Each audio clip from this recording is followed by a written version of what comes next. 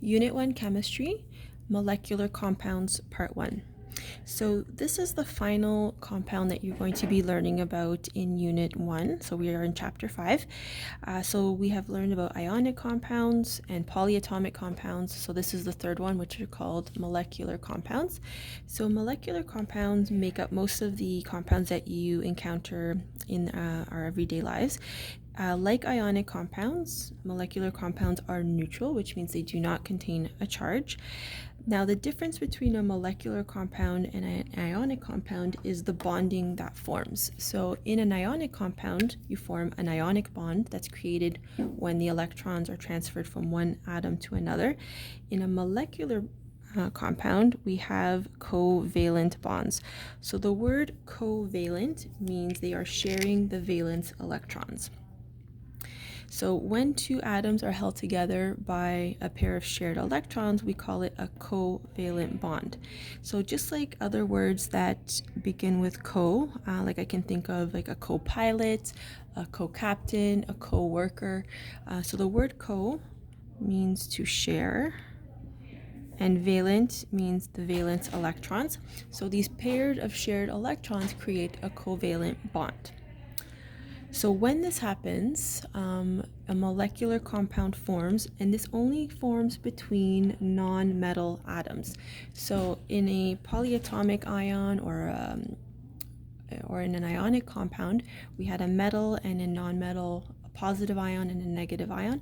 So in molecular compounds, we don't have any ions being formed, and because of that, molecular compounds only form between non-metal atoms. So an example of a molecular compound that you would know is carbon dioxide. So carbon is a nonmetal, oxygen is a nonmetal, and so that would be a molecular compound. So we'll go over some naming of molecular compounds next. So naming of molecular compounds has a couple of systems. So we've got some familiar names, so I'll go over some of those. Water is an example of a common name. NH3, which is ammonia, is an example of a common name, and CH4, which has a name of methane. Sometimes when you're naming molecular compounds, we use prefixes. So a prefix is a small word that happens at the beginning of a word that helps us figure out its meaning. We use a lot of words with prefixes in math. So if you remember, like triangle, binomial, those are all examples of words that have prefixes. So prefixes are used in molecular compounds, and they tell us what the subscripts are supposed to be. So we will do some examples together. Now, it's important to note that prefixes are only used in molecular compounds.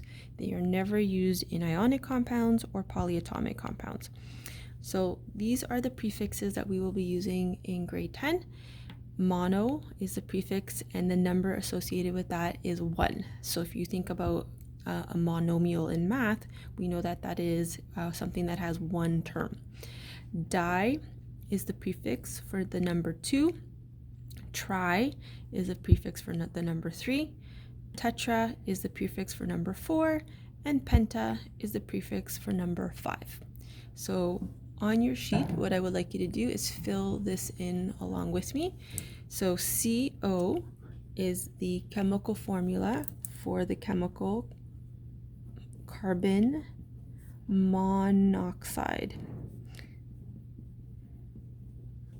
Okay, so that's an example of a molecular compound using the prefix mono. This next one, we have nitrogen and oxygen, and the oxygen has a 2. So we know that we're going to be using the prefix di in this case. So this is called nitrogen dioxide.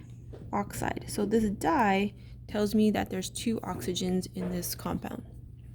The next one, SO3. So this 3 is going to need a prefix of tri. So this molecular compound is called sulfur trioxide. Next one, we have the molecular compound CF4. So 4 needs the prefix tetra. So then when you write it out, should say carbon tetrafluoride. So when I read it, the tetra is with the fluoride, so it tells me that that is the amount of fluoride in this particular molecular compound. Let's do another example. This time there's two subscripts, so we need to have two prefixes. So just to remind you that di is for 2 and 5 goes with penta. So we start by writing diphosphorus. So that tells me that in this compound there's 2 phosphorus atoms, and then pentabromide. So the penta with the bromide tells me that there are 5 bromides. These are some additional common names of molecules. So hydrogen peroxide is H2O2. Ethane is C2H6. Propane C3H8. Butane C4H10. And ozone O3. So you need to memorize these ones here, so please write them down on your sheet. So memorize the formulas and names of those, as well as the formulas and names of those molecular compounds. Okay, all right, so the next thing we're going to do is writing formulas for molecular compounds. So the writing of the formulas is really easy. You just look at the name and add the subscripts when necessary. So you don't have to crisscross, you don't need the periodic table unless you need to look up the particular formula or the chemical symbol, but you do not need to balance any charges because we're not working with ions anymore. So this first one, selenium difluoride. So I want you, if you have a highlighter, if you could highlight the prefix.